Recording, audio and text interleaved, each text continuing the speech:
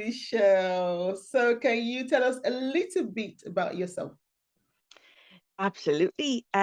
So basically, after I did my degree, I fell into housing management and loved the position because it was sort of dealing face to face with clients, with tenants. And I just loved the interaction. I loved helping people, helping them with the housing situations, getting to know what makes them tick.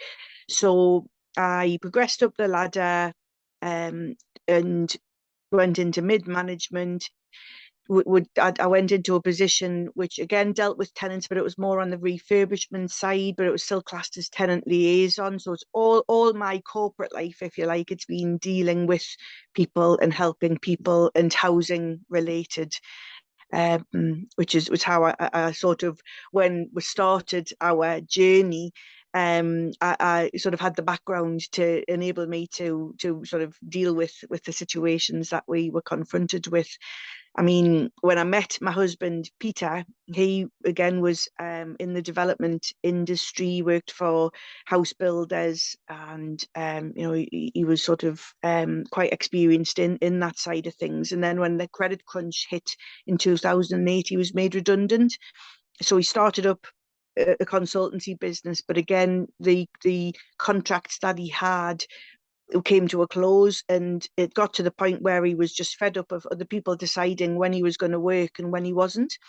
So he'd been getting emails from a property training company and decided, once he'd been made redundant, coincidentally they were having a weekend of training, that he decided to go down. And I made him promise, because we had his redundancy money, so I knew we were safe for 3 months mortgage.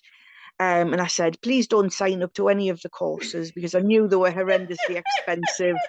And I just thought, I can just see having no mortgage money and what we're going to do. And I was at the time, I was so risk averse. I was 8 months pregnant with Patrick, my third child as well at that point. He came back and he was like a man on speed. He'd had so many light bulb moments. He was going to buy a portfolio with other people's money. We were going to run the portfolio. We were going to become financially free. All of the promises that people make, and you can imagine the 3 month mortgage money had gone. I was kind of, how we're going to pay the bills. I nearly divorced him, killed him, gave birth, you name it. The arguments we had about that was just horrendous. So nevertheless, I calmed down a little bit. We did have a couple of single buy-to-lets, because he's from the West Midlands, so I rented my house out when we decided to move in together.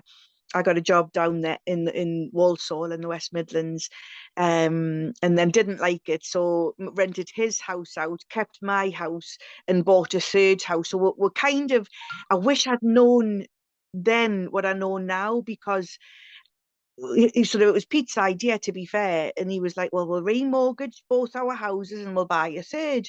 And the mistake we made back then was we bought the third house for cash, because we didn't want any bills.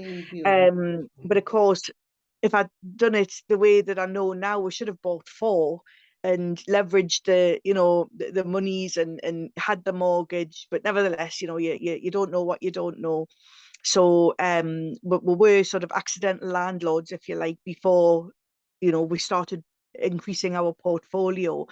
So sure enough, we decided on Ashington in Northumberland as our gold mined area.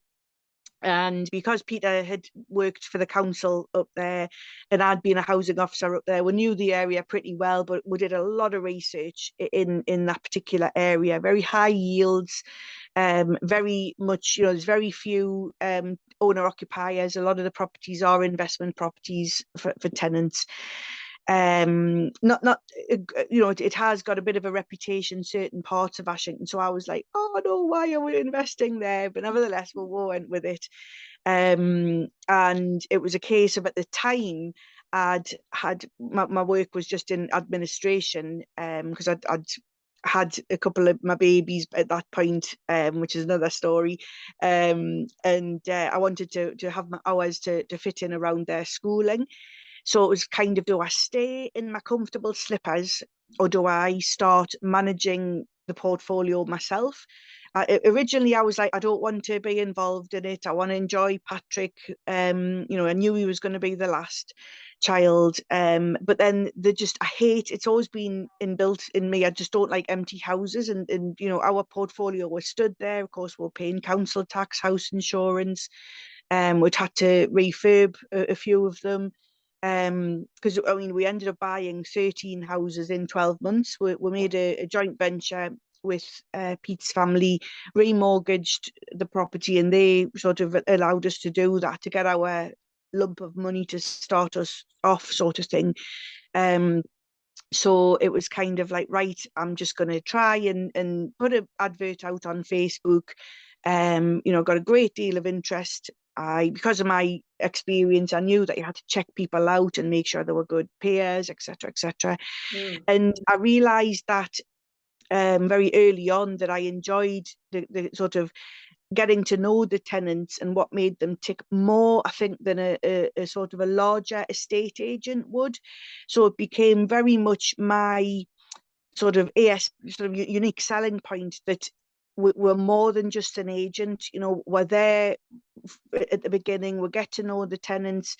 If they need help in filling forms in, we're there. You know, we're there to hold their hands, not just to sort of put them in a house and think, there you go, crack on, you know, best of luck.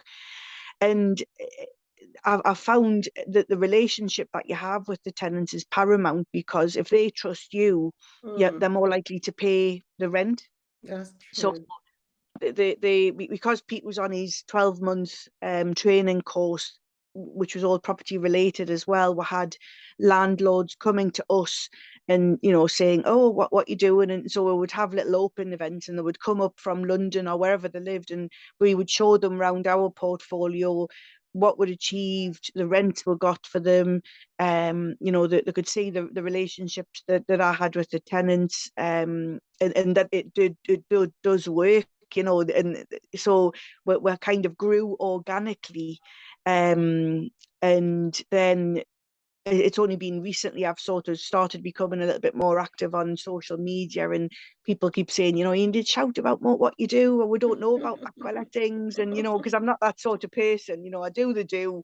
I enjoy what I do, but it's time that the business, if you like, turns into a proper business, not just a hobby, which I think is what it's been. I mean, I've got a member of staff, and I'm currently employing my second member of staff at the moment. So we are scaling slowly, because I don't want to grow too quickly. But the idea is to grow it so that I can take more of a step back, work on the business, work on the mentoring side, because obviously we've over the years made tons of mistakes. So, you know, we're quite authorized to tell people to hopefully prevent them from making the same mistakes as us, you know. So that's basically the property journey.